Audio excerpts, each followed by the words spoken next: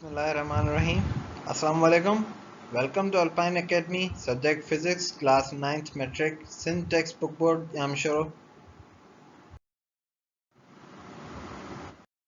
आज जो टॉपिक्स हम स्लाइड में डिस्कस करने वाले हैं वो है चैप्टर नंबर 7 के सर्कुलर मोशन एंड ग्रेविटेशन के।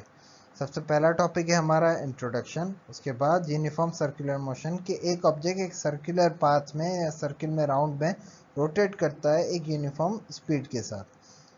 उसके बाद centripetal acceleration, centripetal force, centrifuge. हमारे पास फिर टॉपिक है बैंकिंग ऑफ रोड। फिर हमारे पास है चूज द बेस्ट आंसर और ट्रू फॉल्स इस बुक के।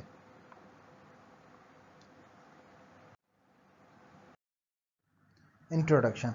बेसिकली हम अपनी आमतौर की ज़िंदगी में ऑब्जर्व करते हैं सर्कुलर मोशन ऑब्जेक्ट्स का। जैसे कि सबसे पहले हमारे पास मिसाल है, जो हमारी अर्थ है वो रिवॉल्व कर रही है, एक तो अपने ही ऑर्बिट के अंदर रोटेट कर रही है और दूसरा सन के अराउंड में रिवॉल्व कर रही है। दूसरा हमारे पास सैटेलाइट्स हैं जो अर्थ के अराउंड में ऑर्बिट में रिवॉल्व कर रही हैं। और फिर हमारे पास साइकिल के व्हील्स हैं कि वो अपने ही एक जगह पर एक्सिस में वो रोटेट कर रहे होते हैं, जिनकी वजह से कार या साइकिल जो होती है वो आगे जाती है। दूसरा उसके बाद हमारे पास है रोटेटिंग डिस्क। हम डीवीडी रोम्स के अंदर देखते हैं कि जो हमारी डिस्क हैं वो सर्कुलर मोशन में रोटेट कर रही होती है। यूनिफॉर्म सर्कुलर मोशन, हम मिसाल के तौर पे ये जो अभी मैंने सर्किल बनाया है, हम इसको सपोज करते हैं एक सर्किल है, ठीक है, और रेडियस में ये सारी बाउंड्रीज की तरफ सेम रेडियस है। मिसाल के तौर पे 5 मीटर। तो जब कार इस रेडियस में रिवॉल्व कर रही होगी, मीन्स इस रेडियस के अंदर ही चल रही होगी, तो वो एक यूनिफॉर्म स्पीड के साथ चल रही होगी। अगर कार की स्पीड वेरी करती है, ये कार की स्पीड बढ़ जाती है, तो उसका सर्कुलर रेडियस भी बढ़ जाएगा। और अगर कार की स्पीड कम हो जाती है तो उसका सर्कुलर रेडियस कम हो जाएगा। तो अगर हम इसके अगर हम मिसाल के तौर पे देखें कि अगर हम एक पत्थर को एक थ्रेड के अंदर या किसी भी रोप के अंदर हम उसके साथ बांध देते हैं, ठीक है, बांधने के बाद जब हम उसको सर्कुलरली रोटेट करते हैं तो उसका तकरीबन रेडियस सेम ही होता है। और जैसे ही हम उसको किसी भी डायरेक्शन में अपने हाथ से जिस तरह छोड़ते हैं तो वो एक टेंजेंट, एक सीधी स्ट्रेट लाइन में उसका सर्कुलर मोशन कन्वर्ट हो जाता है एक स्ट्रेट मोशन में। टेंजेंट हम किसको कहते हैं?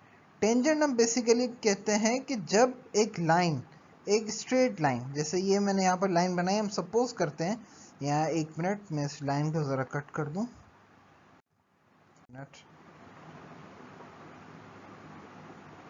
ठीक है, टेंजेंट किसको कहते हैं? टेंजेंट बेसिकली एक ऐसी लाइन होती है जो पूरे सर्किल में सिर्फ एक ही पॉइंट को टच करती है। जैसे मिसाल के तौर लाइन यहाँ से टच हुई और ऐसे स्ट्रेट चली गई। फॉर इंस्टेंस सपोज करते हैं कि लाइन सिर्फ एक ही इस पॉइंट पर टच हुई है, ठीक है, तो हम इस लाइन को क्या कहेंगे? हम इसको कहेंगे टेंजेंट।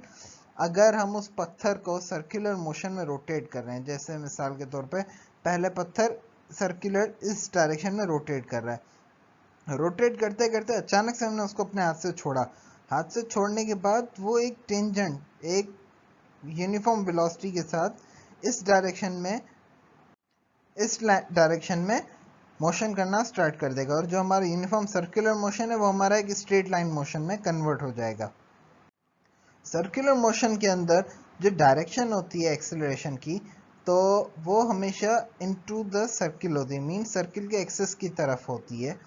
और जो वेलोसिटी होती है वो एक टेंजेंट की डायरेक्शन में होती है। जिस तरह हमने अभी एक एग्जांपल की है, जो हमने रोप में के अंदर हमने रॉक को बांधा है, एक पत्थर को हमने बांध कर, और जैसे ही हम उसको छोड़ते हैं तो वो सीधी वेलोसिटी की डायरेक्शन में ट्रेवल करना स्टार्ट कर देती है, एक स्ट्रेट लाइन में कन्वर्ट हो जाती है।